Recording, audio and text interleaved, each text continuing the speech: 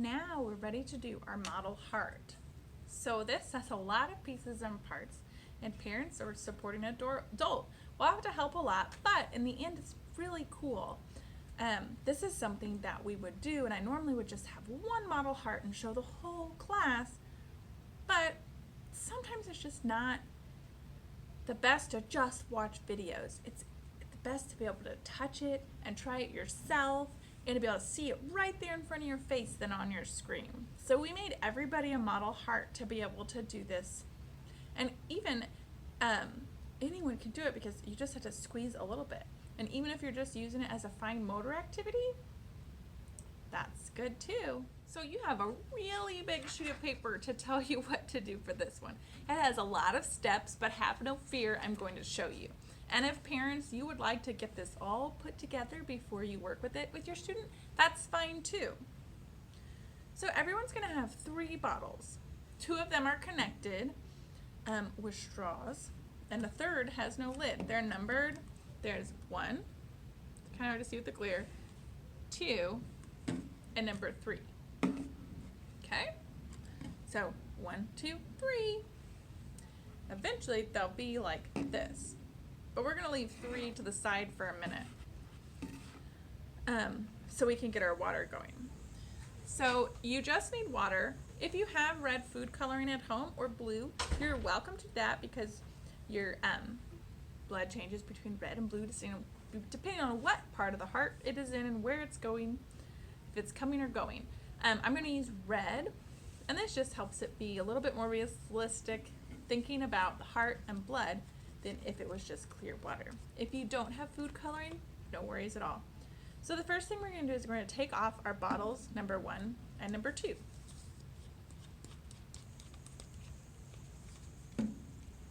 Number 1 and number 2 both have a line. This is where you're going to fill it with water. Before I do, I'm going to put a couple drops of my food coloring. So as I pour, it mixes. Get that out of the way. So I have a little pour of water. This is a great task for your student. Even if you're having to do a lot of the work, the pouring is a really good task where we're using both hands. You need to hold one bottle and pour. You could use a smaller pour container if you want. So I'm going to pour until I fill up to that line. Okay. That one's full, number 2, and now I'm going to do number 1. Does not matter which order you fill them in. I fill it all the way up to the line. So close. A little bit more. Right. So now I have number 1 and number 2 are filled up to the line. Now I'm going to put the caps back on. I'm going to start with number 1. Number 1 only has 1 straw in it and then has a tiny little extra hole.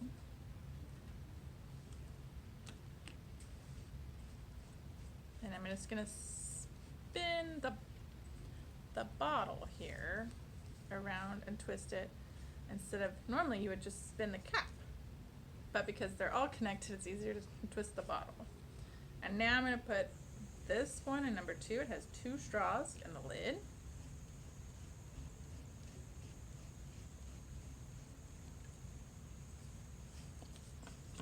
Whoop, I squeezed too soon. And then I'm going to stick number 3 right there. So they're all in a line. 1, 2, 3. Bottles number 1 and 2 are really only representing half of our heart. Our heart has 4 chambers. How many? 4. This is showing us 2 of them. And then number 3 represents your body. It's because the heart sends blood to your body, and then it brings it back and it sends it out. Brings it back and it sends it out. I don't know. And so now you're ready to follow the rest of the steps. So you have it all assembled, and you're going to squeeze the number 2 bottle. So you're going to squeeze, and while you do it, you're going to pinch right here. Okay? So pinch between number 1 and 2, and then squeeze this bottle. then let go, and you'll squeeze over here and pinch, and then squeeze and pinch.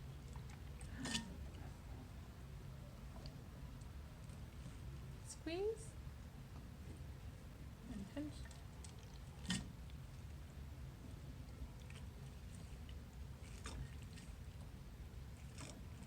You got all the stuff ready. Right, and I'm going to show you a little bit up close. Right, so we're gonna, as we squeeze and let go with this one, then we're gonna do it here.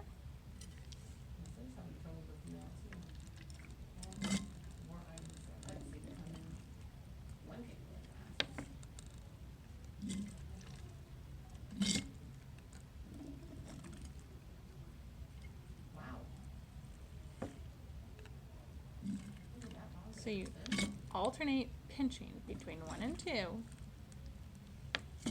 and 2 and 3. Each time you do one pump, and your finger represents the valves that open and close in your heart, so it can pump and get blood from one end of the chamber to the next, and then sends it to the heart, the body. So it goes here, and here, and there. It's quite complicated, and this is just kind of cool to see how it goes from one chamber to the next to the body. Have fun and send me a video of your model heart.